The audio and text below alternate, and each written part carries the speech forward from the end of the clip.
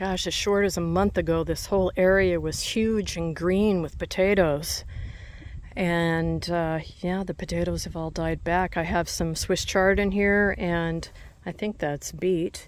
And a bunch of grass that has flown its way in, little screwballs.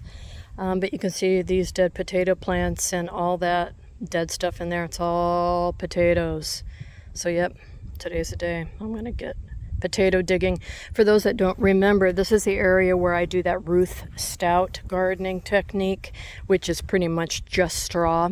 So last year, though, I didn't get enough straw, and that's how the frickin' weeds got in. I just didn't have enough, and I didn't go buy any because I'm lazy and I was out of the country and blah, blah, blah. Usually there's not very many weeds in here, but look at all this stupid grass I'm going to have to get rid of, and it's my own fault. Anyway, I'll start digging there, and I'll enjoy my sunflowers whilst I'm digging. Oh, there's another one right there. And yeah, we're going to get to it and see what we got. All right, I'm about, 10 minutes in. Just did this little section here, and so far so good.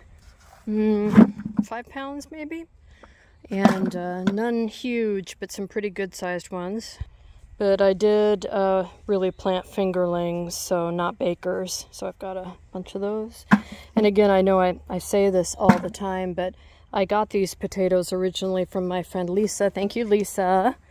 And she got them from her husband, who through work somebody brought in a couple bags of organic potatoes that had been damaged in a shipment.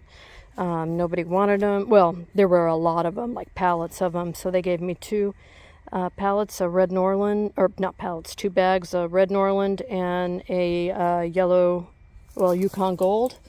And I keep planting them, and they keep coming back. I think it was 5, maybe even 6 years ago. So anyway, thanks to them, and yeah, I'm going to keep digging.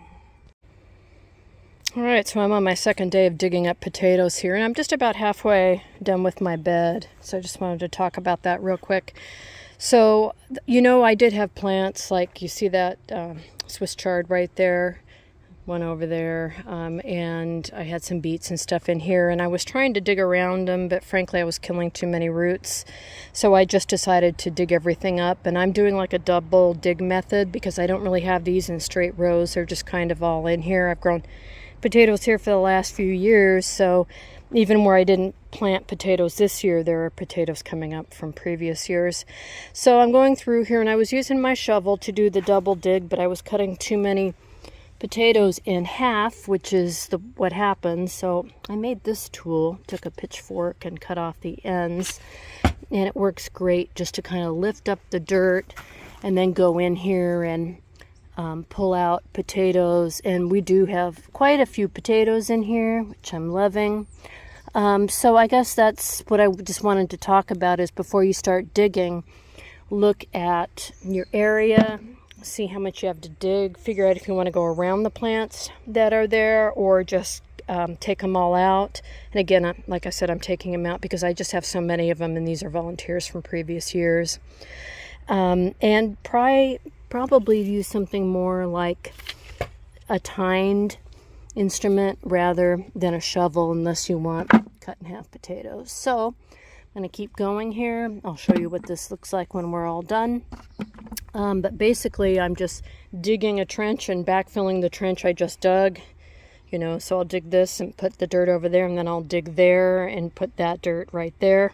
It's like a double dig method, and you can see I still have potatoes that are poking up from the ground. There's some there, there's over there, they're everywhere.